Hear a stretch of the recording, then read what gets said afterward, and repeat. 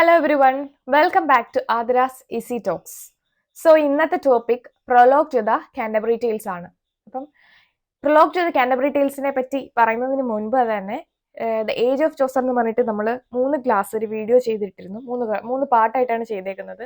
അപ്പം ഈ ഒരു പാർട്ട് കാണുന്നതിന് മുമ്പ് അത് കണ്ടിട്ട് വരിക കേട്ടോ. അതായത് അതിൽ നമ്മുടെ ചോസറിന്റെ ഏജിന്റെ ഒരു ബാക്ക്ഗ്രൗണ്ട് ഡീറ്റെയിൽസ് ഉണ്ട്, ജെഫ്രി ചോസറിന്റെ ലൈഫ് ഹിസ്റ്ററി ഉണ്ട്, അതുപോലെ തന്നെ അദ്ദേഹത്തിന്റെ മേജർ ആയിട്ടുള്ള വർക്ക്സും അവിടെ കാണാൻ സാധിക്കും. അതിന്റെ ഒരു ഡിസ്ക്രിപ്ഷനും ഉണ്ട്. സോ ഈ 3 വീഡിയോസിന്റെ ലിങ്ക് ഡിസ്ക്രിപ്ഷൻ ബോക്സിൽ തന്നേക്കാം. അപ്പം ഈ ഒരു വീഡിയോ കാണുന്നതിന് മുമ്പ് അത് കണ്ടിട്ട് വന്നാൽ നിങ്ങൾക്ക് കുറച്ചുകൂടെ ക്ലാസ് യൂസ്ഫുൾ ആവുകയുള്ളൂ. ഓക്കെ, സോ ഈ ഒരു ക്ലാസ്സിലേക്ക് പോകുന്നതിന് മുമ്പ് തന്നെ നിങ്ങളുടെ എല്ലാവരുടെയും പലരുടെ ഉള്ളിൽ ഒരു സംശയമുണ്ട്, പലരും ചോദിച്ച സംശയമാണ്. അതായത് ഈ പ്രൊലോഗ് ടു ദ കാൻറ്റർബറി ടേൽസും ദ കാൻറ്റർബറി ടേൽസും എന്താണ്, ഇത് തമ്മിലുള്ള വ്യത്യാസം എന്താണ്, ഇത് രണ്ടും ജെഫ്രി ചോസർ അല്ലേ എഴുതിയത് എന്നൊരു ചോദ്യം വന്നിട്ടുണ്ട്. അപ്പൊ അതിന് പറയാനുള്ള ഉത്തരം, എന്താണ് ഈ കാൻറ്റർബറി ടേൽസ്? അതായത് saint Thomas Becket saint Thomas ബെക്കറ്റിന്റെ ഷ്രൈൻ ആയിട്ടുള്ള കാൻറ്റർബറിയിലേക്ക് കുറച്ച് ഗ്രൂപ്പ് ഓഫ് ആൾക്കാർ ഒരു പിൽഗ്രിമേജിന് വേണ്ടി പോവുകയാണ്. അപ്പം ഇവര് ഫസ്റ്റ് കുറച്ച് പിൽഗ്രിംസ് എവിടെ വെച്ച് മീറ്റ് ചെയ്യുന്നു? നമ്മുടെ ഹാരി ബെയ്ലിയുടെ ടബാഡിൻ സൗത്ത് വാക്കിൽ വെച്ച് മീറ്റ് ചെയ്യുന്നു. മീറ്റ് ചെയ്തതിന് ശേഷം അവിടെ നിന്നും നറേറ്ററും അതുപോലെ തന്നെ ഈ ഹോസ്റ്റ് ആയിട്ടുള്ള ഹാരി ബെയ്ലി ഉൾപ്പെടെ 31 പേരുമായിട്ട് കാൻറ്റർബറിയിലേക്ക് യാത്ര പോകുന്നുണ്ട്. സോ ഈ യാത്ര പോകുന്ന സമയത്ത് അങ്ങോട്ട് പോകുന്ന ടൈമിൽ ഒരു 2 ടെയിൽസ് ഈച്ച് ക്യാരക്ടേഴ്സ് ഓരോരുത്തരും പറയണം. തിരിച്ചു വരുമ്പോഴും ഓരോരുത്തരും എത്ര ടെയിൽസ് വീതം പറയണം? ഈ 2 ടെയില്. അതായത് ഒരാള് ടോട്ടലി 4 ടെയില് വെച്ച് പറയുക എന്നതായിരുന്നു ആ ഒരു കണ്ടീഷൻ. പിന്നീട് ഹാരി ബെയ്ലി ഒരു കാര്യം പറഞ്ഞു, ഏറ്റവും ബെസ്റ്റ് സ്റ്റോറി പറയുന്ന ആൾക്ക് ഫ്രീ ആയിട്ടുള്ള സപ്പർ, ഒരു ഡിന്നർ കൊടുക്കാം എന്നും ഇതിനകത്തൊരു വാക്ക് കൊടുക്കുന്നുണ്ട്. സോ ഈ പറയുന്ന ടെയിൽസ് ആണ് ദ കാൻറ്റർബറി ടേൽസിൽ ഇൻക്ലൂഡ് ചെയ്തേക്കുന്നത്.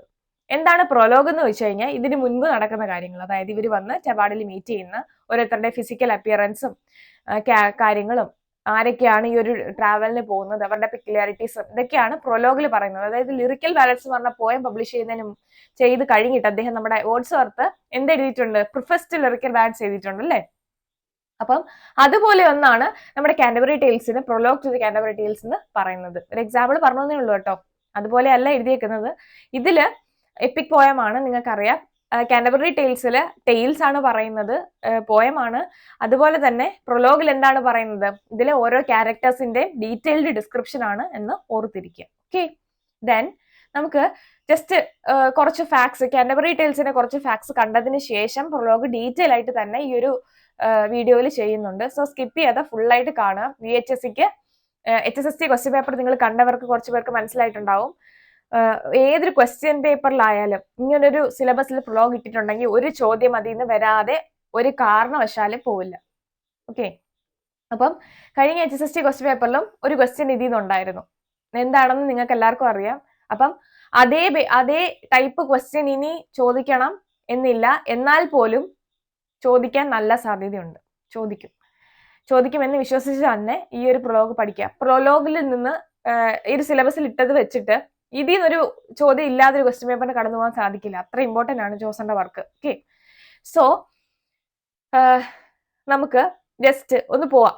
വർക്കിലേക്ക് പോകുന്നതിന് മുമ്പേ കാൻറ്റർബറിയുടെ ജനറൽ ആയിട്ടുള്ള കുറച്ച് ഇൻട്രൊഡക്ഷനും കാര്യങ്ങളും ഒക്കെ നമുക്കൊന്ന് നോക്കാം. ഓക്കെ, സോ ഈ ഒരു വർക്ക് ഏത് വർക്കിനെ ബേസ് ചെയ്താണ് വന്നത് എന്ന് ചോദിച്ചാൽ ബൊക്കാഷിയോയുടെ ഡെക്കാമറൻ എന്ന് പറഞ്ഞ വർക്കിനെ ബേസ് ചെയ്താണ് വന്നത്. ആൻഡ് ഇത് ഏത് മന്തിലാണ് ഈ പിൽഗ്രിംസ് ട്രാവലിന് പോകുന്നത്? ഏപ്രിലാണ്. സോ ഞാൻ പറഞ്ഞതുപോലെ 29 പിൽഗ്രിംസ് ടബാഡിനിൽ മീറ്റ് ചെയ്യുന്നു.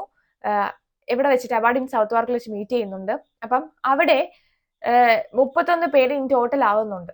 അതായത് 21 പേര് ഇന്നിലേക്ക് വരുന്നു, പ്ലസ് നറേറ്റർ അവിടെ ഉണ്ട്, നമ്മുടെ ഇന്നിന്റെ ഹോസ്റ്റ് ആയിട്ടുള്ള ഹാരി ബെയ്ലിയും അവിടെ ഉണ്ട്. അപ്പൊ ഈ പോയറ്റ് ആയിട്ടുള്ള അല്ലെങ്കിൽ നറേറ്റർ ആയിട്ടുള്ള Chaucer plus Harry Bailey included ആയിട്ട് വരുമ്പോഴത്തേന് ഈ ഒരു 29 പിൽഗ്രിംസ് 31 ആയിട്ട് മാറുന്നുണ്ട്. അപ്പൊ ആ എണ്ണം ഓർത്തിരിക്കുക. പിന്നെ ചോസർ ആകെ കംപ്ലീറ്റ് ചെയ്തിട്ടുള്ളത് അല്ലെങ്കിൽ കാൻറ്റർബറി ടേൽസിൽ എഴുതിയിട്ടുള്ളത് 24 ടേൽസ് ആണ്. ഈ ഒരു വർക്ക് ഇൻകംപ്ലീറ്റ് ആണ്. ഇതിൽ തന്നെ ഈ 24 ടേൽസ് പറയുന്നതില് 20 ആണ് കംപ്ലീറ്റ് ആയിട്ടുള്ള ടേൽസും ബാക്കി 4 ഇൻകംപ്ലീറ്റ് ആണ്. ഓക്കെ, അപ്പം ഈ ഇൻകംപ്ലീറ്റ് ടെയിൽ ആരുടെയൊക്കെയാണെന്ന് വെച്ച് കഴിഞ്ഞാൽ 1 കുക്ക്, 2 സ്ക്വയർ, 3 മൊങ്ക്, 4ാമത്തെ നമ്മുടെ ചോസറിന്റെ തന്നെ. ഓക്കെ, അപ്പൊ ചോസറിന് ഏതൊക്കെ ടെയിൽസ് ഉണ്ട്? 2 ടെയില് ചോസർ പറഞ്ഞിട്ടുണ്ട്.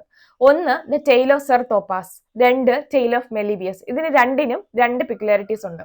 ഒന്ന്, ടെയിൽ ഓഫ് സർ തോപ്പാസ് പറയുന്ന സമയത്ത് അതൊരു ഫണി ഫ്രോളിക്കിംഗ് ടെയിൽ ആയതുകൊണ്ട് ജസ്റ്റ് ഹാരി ബെയ്ലി ഇന്റർവ്യൂ ചെയ്തിട്ട് പറയുന്നുണ്ട്, ഇതൊന്ന് നിർത്തുവോ, മനുഷ്യന് കേട്ട് തലവരുത്തു, so please will you please stop it എന്ന് പറഞ്ഞ് അത് ഹാരി ബെയ്ലി സ്റ്റോപ്പ് ചെയ്യിക്കുന്നുണ്ട്. Tale of sir Thopas it is an incomplete tale. Okay, പക്ഷേ ടെയിൽ ഓഫ് മെലിബിയസ് പറഞ്ഞു കഴിഞ്ഞാൽ അതൊരു പ്രോസ് ടെയിൽ ആണ്. അപ്പം മൊത്തത്തിൽ കാന്റർബറി ടെയിൽസിൽ 2 പ്രോസ് ടെയിൽസ് ആണ് എഴുതിയിരിക്കുന്നത്.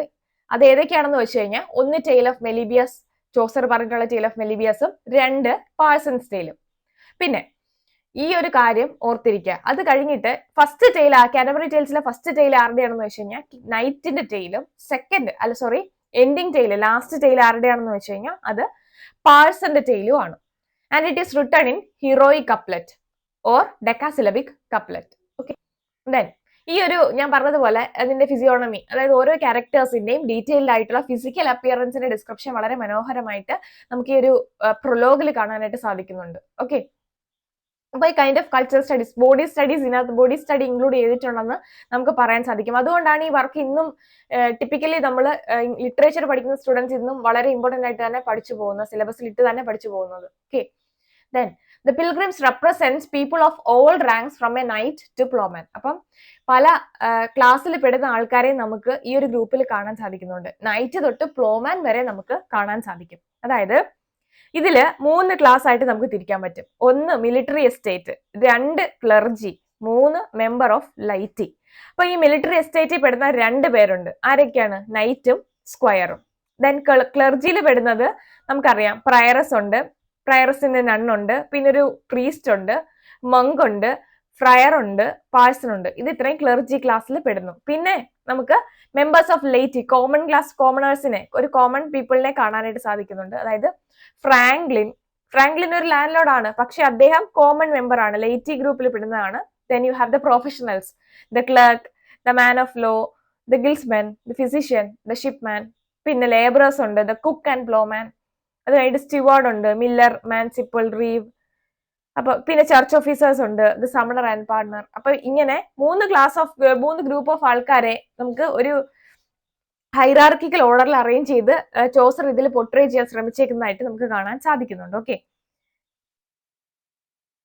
അപ്പം 2016 ഒരു നെറ്റ് എക്സാം ക്വസ്റ്റ്യൻ പേപ്പർ ആയിരുന്നു, how many types of people's R mentioned in Chaucer's Canterbury tales എന്നുള്ളത്. അപ്പം 3 ടൈപ്സ് ഓഫ് പീപ്പിളിനെയാണ് ഇതിൽ മെൻഷൻ ചെയ്തേക്കുന്നത്.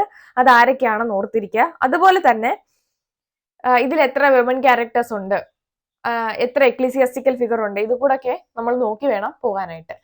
So, moving back, the host suggests all the pilgrims to tell 2 tales on the way to Canterbury and 2 on the way back to Canterbury and 2 on the way back by each pilgrims. Okay, അപ്പം അങ്ങോട്ട് പോകുമ്പോൾ ഒരു 2 tales പറയാ, തിരിച്ചു വരുമ്പോൾ ഒരു 2 tales പറയാം. Total എത്ര ടെയിൽ പറയണം ഒരാള്? 4 ടെയിൽസ് പറയണം. ആൻഡ് ഇങ്ങനെ പറഞ്ഞു തന്ന സ്റ്റോറി ടെല്ലേഴ്സിന് ബെസ്റ്റ് സ്റ്റോറി ടെല്ലറിന് എന്ത് ചെയ്യും? ഒരു സപ്പർ, ഒരു ഫ്രീ മീല് ടെബാർഡിനിൽ വെച്ച് കൊടുക്കാമെന്ന് ഒരു വാഗ്ദാനം ആര് കൊടുക്കുന്നുണ്ട്? നമ്മുടെ ഹാരി ബെയ്ലി കൊടുക്കുന്നു. But Chaucer finished only 20 tales and 4 left partly complete. അപ്പം 20 ടെയിലേ ചോസർ കംപ്ലീറ്റ് ചെയ്തിട്ടുള്ളൂ. ബാക്കി 4 എന്ത് ചെയ്തു? പാർട്ട്ലി കംപ്ലീറ്റ് ആണ്, ഇൻകംപ്ലീറ്റ് ആണ്. അത് cook, square, Munk, Chaucer. Okay, then the host himself become the judge of the story telling context. അപ്പം host തന്നെയാണ് ആര്? ഈ ഒരു സ്റ്റോറി ടെല്ലിംഗ് കോണ്ടെക്സ്റ്റിന്റെ ജഡ്ജ്. സ്വയം അങ്ങ് ഏറ്റെടുത്തു. ഫസ്റ്റ് ആൻഡ് ലോങ്സ്റ്റ് ടെയിൽ ആരുടെയാണെന്ന് വെച്ച് കഴിഞ്ഞാൽ നൈറ്റ് ടെയിൽ ആണ്. ലാസ്റ്റ് ടെയിൽ പാഴ്സന്റെ ആണ്. സെക്കൻഡ് ടെയിൽ മില്ലറിന്റെ ആണ്. തേർഡ് ടെയിൽ റീവിന്റെ ആണ്. ആ ഒരു ഇത്ര കാര്യങ്ങളൊന്നും ഓർത്തിരിക്കാം. Then 3 woman among the pilgrims. 3 woman characters പറയുന്നത് ഫസ്റ്റ് ആയിട്ടുള്ള പ്രയറസ്, ദെൻ സെക്കൻഡ് ആയിട്ട് പ്രയറസിന്റെ secretary, then we have the wife of Bath. അപ്പൊ ഈ 3 ഫീമെയിൽ ക്യാരക്ടേഴ്സിനെ നമുക്ക് ഇതിൽ കാണാൻ സാധിക്കുന്നുണ്ട്. 3 in the military profession, knight, squire, then kings, yeoman. Okay, then 8 ecclesiastical characters ഉണ്ട്. Prioress, second nun, nun priest, monk, friar, summoner, partner, person. Okay, then പ്രൊലോഗില് 858 lines ആണ് in total ഉള്ളത്. And the poem has 17,000 lines. ഒരു ക്രിട്ടിക്കിന്റെ അല്ലെങ്കിൽ ഒരു famous ആയിട്ടുള്ള ഒരു പേഴ്സന്റെ പേര് നമ്മുടെ പ്രൊലോഗിൽ മെൻഷൻ ചെയ്തിട്ടുണ്ട്. അതാരാണെന്ന് വെച്ച് കഴിഞ്ഞാൽ പ്ലേറ്റോ ആണ്. Okay, after the prologue begins the pilgrim's tale. starts. Okay, Caxton published the first printed version of the poem in 1477. 1477 ഇതിന്റെ ഒരു first printed version Caxton publish ചെയ്യുന്നത്. ദെൻ ഈ ഒരു പോയം ബിഗിൻ ചെയ്യുന്ന ലൈൻസ് ഓർത്തിരിക്കുക. അത് ഏത് പോയത്തിൽ നിന്നാണ് എന്ന് വേണമെങ്കിൽ ഒരു ക്വസ്റ്റ്യൻ ചോദിക്കാം. അതുകൊണ്ടാണ് ജസ്റ്റ് കോട്ട് ചെയ്ത് എഴുതിയത്. When in April the sweet showers fall and pierce the drought of March to the road, and all the veins are bathed in liquor of such power as brings about the engineering of the flower. അപ്പം ഈ ഒരു first lines ഓർത്തിരിക്കുക. Then first തന്നെ കൊടുക്കുന്ന description ആരുടെയാണെന്ന് വെച്ച് കഴിഞ്ഞാൽ നമ്മുടെ നൈറ്റിന്റെ തന്നെയാണ്. So he's A member of house hold group. He came along with his son, squire and yeoman, and he was the first person to arrive in the Tabardin after Chaucer. And he is an epitome of chivalry. അദ്ദേഹം ബാറ്റിൽസിൽ ഇഷ്ടംപോലെ ബാറ്റിൽസിലൊക്കെ fight ചെയ്ത ഒരു hero ആണ്. അദ്ദേഹത്തിന്റെ ഡ്രസ്സിലൊക്കെ ബ്ലഡിന്റെ stain ആയിട്ടൊക്കെ കാണാനായിട്ട് സാധിക്കും. And his a hero of over 15 religious battle widely travelled. And he tells the first tale. അദ്ദേഹം പറയുന്ന ടെയിലെ സ്റ്റോറി ആരൊക്കെയാണ് അതിനകത്ത് വരുന്ന ക്യാരക്ടേഴ്സും കൂടെ ഒന്ന് ഓർത്തിരിക്കുക. പാലമൺ, ആൾസൈറ്റ്, ഇംലി, ഇവർ ഇത്രയും പേരാണ്. ഈ മൂന്ന് പേരാണ് ഇതിലെ മെയിൻ ആയിട്ടുള്ള characters. Story of Palamon and Arcite in a duel to marry ഇംലി.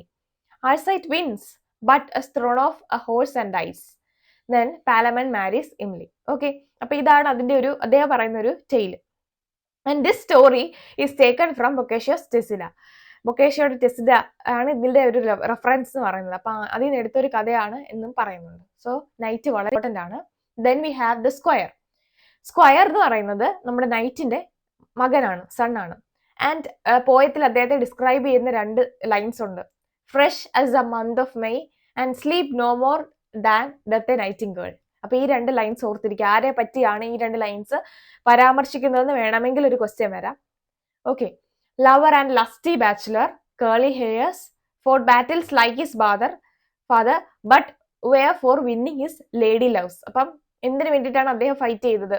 അദ്ദേഹവും ഷിവൽറിക്ക് തന്നെയാണ്. അച്ഛൻ എത്രത്തോളം ഷിവൽറിക്കാണോ അതേപോലെ തന്നെയാണ് മകനും. ഓക്കെ, humble and modest, spends leisures in singing, dancing and playing flute. അപ്പം ഇതില് കുറച്ച് ക്യാരക്ടേഴ്സിന്റെ കയ്യിൽ ഇങ്ങനെയുള്ള ഉപകരണങ്ങൾ, എക്യുപ്മെന്റ്സ്, മ്യൂസിക്കൽ ഇൻസ്ട്രുമെന്റ്സ് ഉണ്ട്. അപ്പം സ്ക്വയർ പ്ലേ ചെയ്യുന്നത് എന്താണെന്ന് വെച്ച് കഴിഞ്ഞാൽ ഫ്ലൂട്ട് ആണ്. Okay, loves jousting, tells an oriental tales of a falcon taking canace about her husband's adultery. അതാണ് സ്ക്വയറിന്റെ ടെയിൽ. ഈ സ്ക്വയറിന്റെ ടെയിലും എന്താണെന്നാ പറഞ്ഞേക്കുന്നത്? ഇൻകംപ്ലീറ്റ് ടെയിൽ ആണെന്നാ പറഞ്ഞേക്കുന്നത്. Okay, then we have the yeoman. അപ്പൊ നൈറ്റിന്റെയും അതുപോലെ തന്നെ സ്ക്വയറിന്റെയും കൂടെയാണ് യോമാനും എവിടേക്ക് വരുന്നത്? ടബാർഡിനിലേക്ക് വരുന്നത്. He is knight's attendant. He wore a coat and a green color hood. He carries peacock arrows and he is described as a true forester. He wore a silver medal of Saint Christopher. Wore a coat and hood of green and carries a bow and a sheaf of shiny sharp arrows fitted with peacock feathers under his pouch. His head was closely shaven and his face was brown, and he knew all the techniques of carpentry. He wore a shining silver picture of Saint Christopher on his breast. Also carried a horn which had a green baldric belt. He is a woodsman compared to Robin Hood. Okay, അപ്പം ഇതാണ് അദ്ദേഹത്തിന്റെ ഒരു physical features. ഞാൻ point by point add ചെയ്തേക്കുന്നത്. ഓരോ വാക്കും ഇതിൽ ഓരോ പോയിന്റും വളരെ ഇമ്പോർട്ടന്റ് ആണ്. ഓരോ വാക്കിൽ നിന്നും ക്വസ്റ്റ്യൻ ചോദിക്കാനായിട്ട് സാധ്യതയുണ്ട്. ഈ വുഡ്സ്മാൻ ആരാണ്? ഇതിലൊരു വുഡ്സ്മാൻ ആരാണ്? ആരെയാണ് റോബിൻ ഹുഡുമായിട്ട് കമ്പയർ ചെയ്ത് പറഞ്ഞേക്കുന്നത്? ഇങ്ങനെയൊക്കെ കൈൻഡ് ഓഫ് ക്വസ്റ്റ്യൻസ് നമുക്ക് എക്സ്പെക്ട് ചെയ്യാം. The prioress, the first ecclesiastical figure in the prologue. Her name is Eglantine. അപ്പൊ ഇതിൽ കുറച്ച് ക്യാരക്ടേഴ്സിന് പേര് കൊടുക്കുന്നുണ്ട്. ഓക്കെ, ചില ക്യാരക്ടേഴ്സിന്റെ പേര് ഇതിനകത്ത് മെൻഷൻ ചെയ്യുന്നില്ല. അപ്പം പേരുള്ളവരുടെ പേര് ഓർത്തിരിക്കുക. Smiles amiably and sings in her nasal tone. Chaucer says ironically that she is aware of the manners of the society and knows how to carry a morsel to her mouth. അപ്പം ഈ പ്രയറസിന് ഒരു പ്രത്യേകതയുണ്ട്. അതായത് ഭയങ്കര fashionable ആയിട്ടുള്ള ലേഡിയാണ്. Fashionable എന്ന് പറഞ്ഞു കഴിഞ്ഞാൽ അതായത് എങ്ങനെ പറയും? അതായത് ഇപ്പം ഒരു ഇച്ചിരി ഫുഡ് കഴിച്ചുകൊണ്ടിരിക്കുകയാണെങ്കിൽ പോലും അതൊന്നും വായിലെങ്ങും പറ്റരുത്. അപ്പം അത്രയും ടേബിൾ മാനേഴ്സ് കീപ്പ് ചെയ്യുന്ന ഒരു ലേഡിയാണ് ആര്? ദ പ്രയറസ് എന്ന് പറയുന്നത്. Okay, she is romantic, beautiful, lady like, pleasant, amiable. Her French was after the fashionable school of Stratford, had fine table manners, never let a morsel fall from her lips, never dipped her finger too deep in the sauce, wiped her mouth clean and there was grease on her cup, revealed her forehead. ഇത് വളരെ important ആണ് കേട്ടോ. Where a coral rosy with green beads and a brooch on which was a letter A. And the letter A means amor vincit omnia. That means love conquers all. Okay. Had a few dogs whom she loved more than human beings. Fed her dogs roast meat or milk white bread, which was rarity that time. Pretentiously tender-hearted, would weep at the sight of a dead, accompanied by 3 priests and a nun, sang her service divine in fashionable nasal tone. Swore fashionably by the oath of St. Louis, she truly signifies high-class religious-minded ladies of the 14th century. And she is not an ideal nun and typifies the trait of the contemporary prioress. അപ്പം ഈ ഒരു priest, ഈ ഒരു പ്രയറസ് എന്ന് പറയുന്നത് ഒരിക്കലും എന്താ പറയുന്നത് അവരുടെ അതായത് പ്രയറസ് പറയുന്ന ഒരു ക്വാളിറ്റിക്ക് ആ ഒരു ക്വാളിറ്റി ഉള്ള ഒരു ലേഡി അല്ല. പക്ഷെ കുറച്ചുകൂടെ സൊസൈറ്റിയിലെ അപ്പർ മിഡിൽ ക്ലാസ്സിൽ പെടുന്ന ലേഡീസിന്റെ ക്യാരക്ടറിസ്റ്റിക്സ് ആണ് കൂടുതലും ഈ ഒരു പ്രയറസ് കാണിക്കുന്നത്. അപ്പം അവരുടേതായിട്ടുള്ള ഒരു പ്രയറസിന് എന്തൊക്കെ ട്രേറ്റ്സ് വേണോ അതൊന്നും തന്നെ നമുക്ക് ഈ ഒരു പ്രയറസിൽ കാണാനായിട്ട് സാധിക്കില്ല. ഓക്കെ, പക്ഷെ പുള്ളിക്കാരി കുറച്ചുകൂടെ വേർത്തി ആയിട്ടുള്ള ലേഡിയാണ്. അത്ര എന്താ പറയുന്ന ഒരു പന്ന ക്യാരക്ടർ ആണെന്ന് നമുക്ക് പറയാനായിട്ട് സാധിക്കത്തുമില്ല. Then the monk, he loves hunting. A fat swan loved his best of any roast എന്ന് വിശേഷിപ്പിക്കുന്നത് മൊങ്കിനെയാണ്. He has many valuable horses in his stable. The monk is a pleasure-loving fellow, a manly man to be an about able, shiny bald head and face, eyes were bright and shone like a furnace. അത് വളരെ important ആണ് കേട്ടോ. Eyes were bright and shone like a furnace. Did not follow the dull routine of prayers, study and fasting. അപ്പം ഇദ്ദേഹം നല്ലൊരു character ആണെന്ന് നമുക്ക് പറയാൻ സാധിക്കും. He is fat like a lord. He leads a relaxed life, passes his time eating, drinking and merrymaking. He is entirely misfit to his profession. Okay, പ്രയറസിനെ നമുക്ക് അത്രത്തോളം കുറച്ച് ട്രേറ്റ്സ് അവരിൽ കാണാൻ സാധിക്കുന്നില്ല എന്ന് പറയുന്നെങ്കിലും ഷീസ് ഓക്കെ ക്യാരക്ടറാണ്. പക്ഷെ മൊങ്കിനെ ഒരു തരത്തിലും ഒരു സന്യാസി എന്ന് പറയാനായിട്ട് പറ്റത്തില്ല. അദ്ദേഹം മിസ്ഫിറ്റ് ആണ്, അദ്ദേഹത്തിന്റെ പ്രൊഫഷൻ മിസ്ഫിറ്റ് ആണ്. കാരണം എന്താ, ഒരു സന്യാസിക്ക് വേണ്ട യാതൊരു ഫീച്ചേഴ്സും ആരിലില്ല, ഈ ഒരു മൊങ്കില് ഇല്ല. He wears fur-lined sleeves, gold pins and a love note. He does not like to study the strict rules and disciplines of the cloister compared to the prioress in religious affections. Okay. His sleeves were fringed with expensive fur and his cloak was pinned with a golden brooch. Scorner of books. Did not believe the saying that a monk out of his cloister is like a fish out of water. Disregarded the strict rules of St. Maurice and St. Benedict. Then we have the friar. Friar, he's a wanton, greedy, corrupt and merry. അപ്പം മൊങ്കിനെ പോലെ തന്നെ corrupt ആയിട്ട് negative character ആണ് the fryer എന്ന് പറയുന്നത്, നമ്മുടെ പ്രൊലോഗിലെ fryer എന്ന് പറയുന്നത്. Okay, he's fond of singing, merry making, visiting inns and public places. He knows taverns and barmaids better than lepers and beggars. വളരെ ഇമ്പോർട്ടൻ്റ് ആണ് ഒരു line. A rogue, seducer of women and scoundrel. He builds relations with the rich, franklin and worthy woman. Then he belonged to mendicant order, interested in love affairs of young people, married many women, bag is full of pin and knives, and he plays fiddle. ഓർത്തിരിക്കുക, നമ്മൾ സ്ക്വയറിന്റെ character sketch പറഞ്ഞ സമയത്ത് അദ്ദേഹം flute play ചെയ്യുന്നതായിട്ട് പറഞ്ഞു. ഇവിടെ നമ്മുടെ ഫ്രയർ എന്താണ് പ്ലേ ചെയ്യുന്നത്, ഫിഡിലാണ്. Okay, then neck was as white as lily. അപ്പം നെക്ക് എന്ന് പറയുന്നത് ആസ് വൈറ്റ് ആസ് ലിലി. അപ്പൊ ഈ ഒരു ഡിസ്ക്രിപ്ഷൻ ഒക്കെ ഓർത്തിരിക്കുക. പിന്നെ ഫ്രയറിന് പേരും കൊടുത്തിട്ടുണ്ട്, അദ്ദേഹത്തിന്റെ പേര് ഹ്യൂബർട്ട് എന്നാണ്. Okay, he encourages sins by setting an easy solution for apology, misuses his authority and exploits others of their sins, good at soliciting donations, take bribes. He was also very expert in the art of begging, more interested in love affairs of young people, married many a woman at his cost. Okay, then partner implies a world of moral hypocrisy, thorough cheat. His bag is full of fake relics which he sells to housewives and earns a lot. അപ്പം പാഴ്സണും പാർട്ട്ണറും തമ്മിൽ തിരിഞ്ഞു പോരുത്. Partner വളരെ negative ആയിട്ടുള്ള ഒരു ക്യാരക്ടറാണ്. പക്ഷേ Parson, last ഡേയിൽ പറയുന്ന പാഴ്സൺ ഓർത്തിരിക്കുക, പാഴ്സൺ വളരെ പോസിറ്റീവ് ആണ്. ചോസർ മെസ്മറൈസ് ചെയ്യുന്ന ഒരു ക്യാരക്ടറാണ് പാഴ്സ് എന്ന് പറയുന്നത്. ഓക്കെ, അപ്പം പാഡർ എന്ന് പറയുന്നത് നെഗറ്റീവ് ആണെന്ന് ഓർത്തിരിക്കുക. He deceives the simple folk, he sings merrily sweetly and attracts people in this way. Chaucer was a poor opinion of him and ironically calls him a noble ecclesiastical. Okay, അപ്പം Chaucer ആരെ പറ്റിയാണ് ഇങ്ങനെ comment ചെയ്തത് എന്ന് വേണമെങ്കിൽ question ചോദിക്കാം. Then we have the summoner. Partners, companion, nasty figure, lecherous, dishonest and hot and wanton as a sparrow. ഈ ഒരു ഡിസ്ക്രിപ്ഷൻ ഓർത്തിരിക്കണം കേട്ടോ. Children are afraid of him. ഈ ഒരു ക്വസ്റ്റ്യൻ ഞാൻ എവിടെയോ കണ്ടു. അതായത് ഈ ചോസറിന്റെ കാറ്റഗറി ടേൽസിൽ ഏത് ക്യാരക്ടറിനെ പറ്റിയാണ് fiery red face full of pimples എന്നും അതുപോലെ childrens are of his visage childrens were afraid എന്നും പറയുന്നത് എന്നും ഡിസ്ക്രൈബ് ചെയ്യുന്നത് ഏത് ക്യാരക്ടറിനെ പറ്റിയാണെന്ന് ക്വസ്റ്റ്യൻ വന്നിട്ടുണ്ട്. സോ അതൊന്ന് ഓർത്തിരിക്കാം. Hypocrite allows people to carry out their sins and forgives them for all a small donations to him.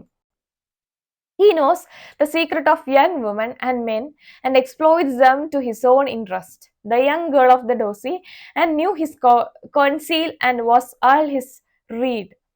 Hot and wanton as a sparrow, dishonest, scaly eyebrows, loves garlic, onion, leeks and blood red wine, drinks to excess, sports a few Latin phrases he knew, took bribes and was disdainful of the teachings of the church. Then we have Parson. അപ്പം പാർട്ണറും പാഴ്സണും തിരിഞ്ഞു പോരുത്. Parson positive character ആണെന്ന് ആദ്യമേ ഞാൻ പറഞ്ഞു. His pious and devoted to duty, was very gentle, diligent and always patient in the face of adversity. Did not look down on the parishioners for not donating money, gave them the little he had, preached only what he practiced. അപ്പൊ ആ ഒരു ലൈനിൽ തന്നെ അദ്ദേഹത്തിന്റെ quality നമുക്ക് അറിയാം അല്ലെ, preach only what he practiced. അപ്പം അദ്ദേഹം ഓരോ നന്മയും തന്റെ ജീവിതത്തിൽ പ്രാവർത്തികമാക്കുന്ന ഒരാളാണെന്ന് ഈ ഒരു ലൈനിൽ വളരെ വ്യക്തമാണ്. Never left the parish to make money in London, was a simple shepherd who wanted to save the souls of his sheep, not money minded.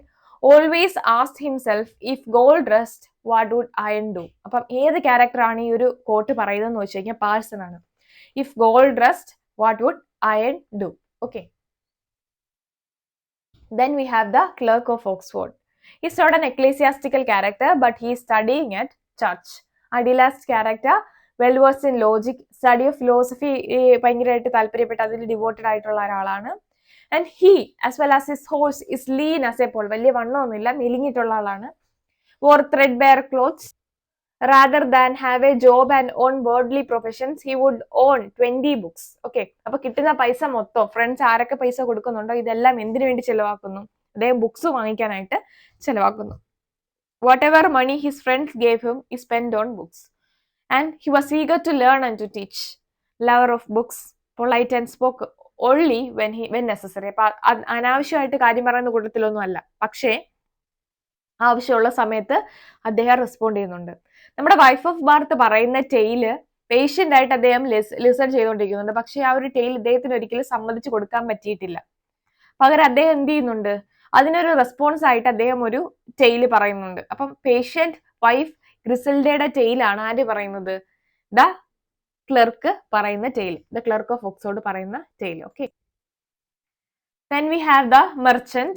He export wolf, wealthy businessman, forked beard, anxious about the sea shipping route between England and the Netherlands, wore rich and multicolored clothes and hat from Holland, made sure everyone knew how wealthy and successful he is, carried himself so well that no one realized he was heavily in debt. അപ്പം മറ്റുള്ളവരുടെ മുന്നിൽ താൻ നല്ല പിള്ളയാണ്, അല്ലെങ്കിൽ തനിക്ക് ഒത്തിരി കാശുണ്ട് എന്നൊക്കെ കാണിക്കാനായിട്ട് ആര് ശ്രമിക്കുന്നുണ്ട്? മെർച്ചന്റ് ശ്രമിക്കുന്നുണ്ട്. ഇദ്ദേഹം ന്യൂലി മാരീഡ് ആയിട്ടുള്ള ഒരാളാണ്. പക്ഷെ ആ മാരേജിൽ അദ്ദേഹത്തിന് തൃപ്തനൊന്നും അല്ല, ഹാപ്പി അല്ല.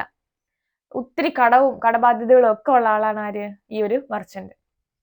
The narrator regrets that he does not know his name. അപ്പം മെർച്ചന്റെ പേര് അറിയത്തില്ലെന്ന് എന്ത് ചെയ്യുന്നുണ്ട്? നമ്മുടെ ചോസർ റിഗ്രറ്റ് ചെയ്യുന്നതായിട്ട് കാണാനിരിക്കുന്നുണ്ട്. Then we have the sergeant of law. Wise and suspicious of everything, spoke well, knows every statute of law by heart, vast knowledge of law. അപ്പം അദ്ദേഹത്തിന്റെ life ടൈമിൽ കുറെ ലോയേഴ്സിന്റെ കീഴിൽ പ്രാക്ടീസ് ചെയ്തിട്ടുണ്ട്. അതുകൊണ്ട് തന്നെ ലോയിൽ വരുന്ന എല്ലാ ലൂപ്പ് ഹോൾസും ആർക്കറിയാം? നമ്മുടെ ഈ സർജന്റ് ഓഫ് ലോയ്ക്ക് അറിയാനായിട്ട് സാധിക്കും.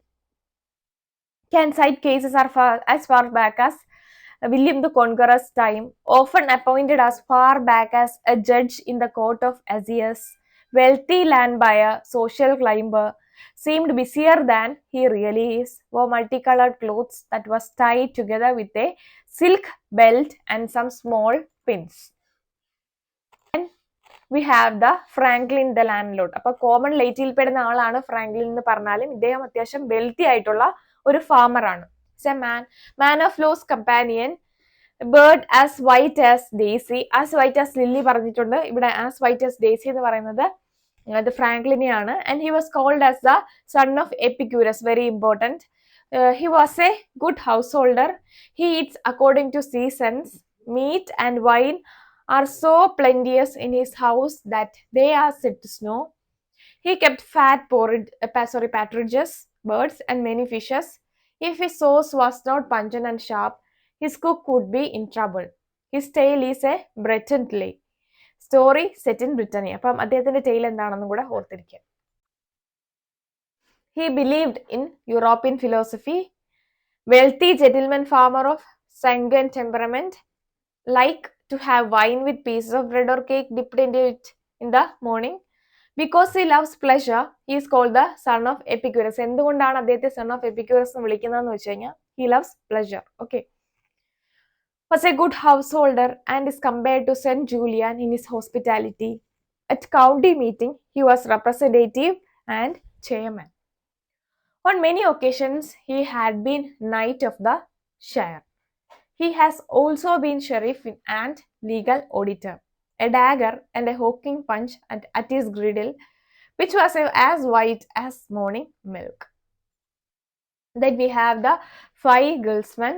The 5 guildsmen are artisans and are newly rich, representing the urban middle class. അവരാരൊക്കെയാണെന്ന് പറയുന്നുണ്ട്.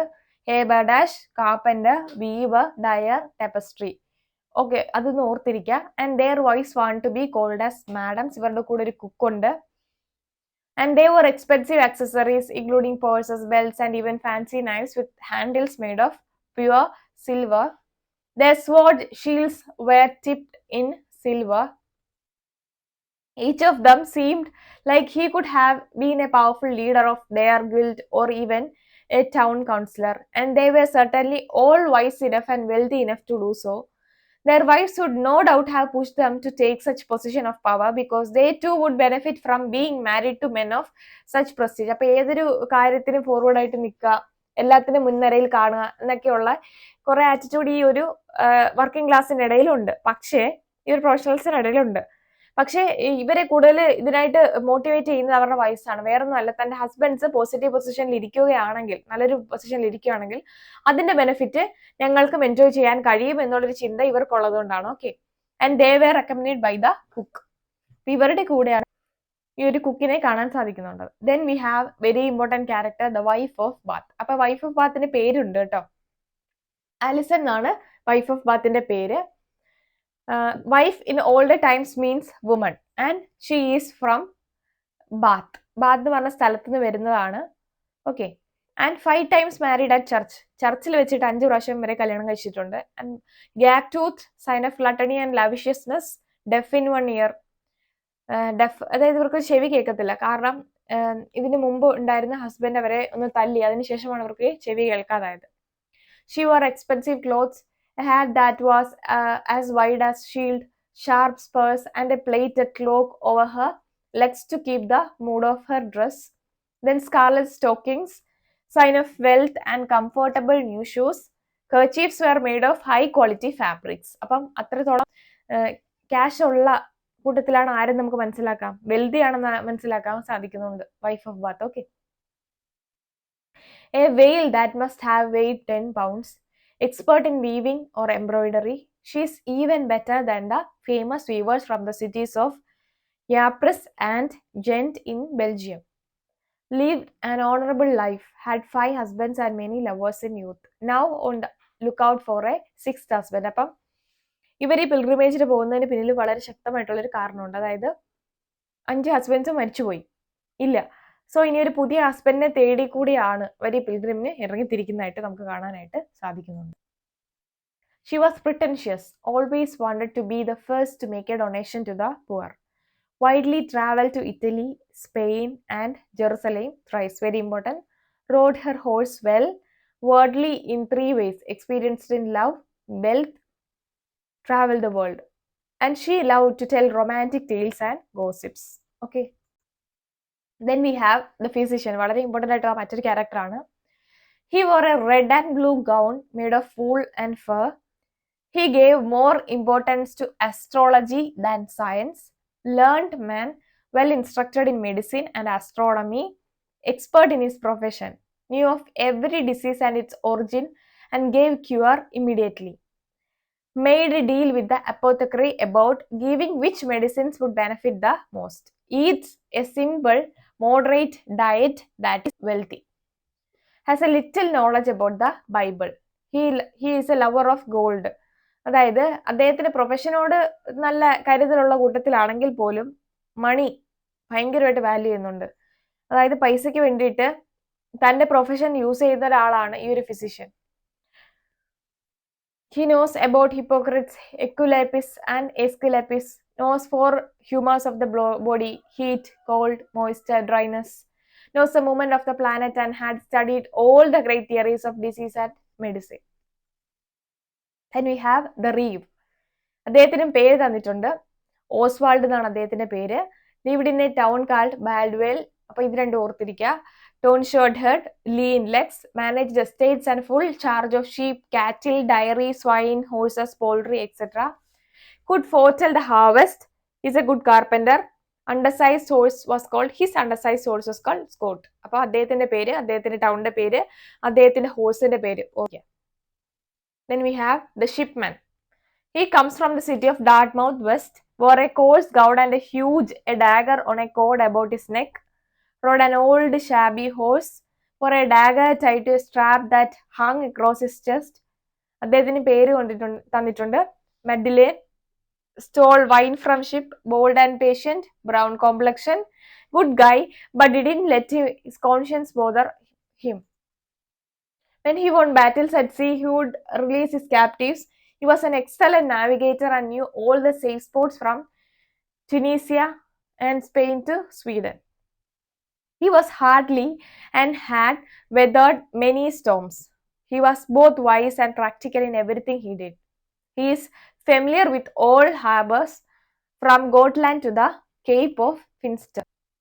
Then we have the municipal, a clerk in charge of buying food and provisions for the inner temple, one of the courts in London.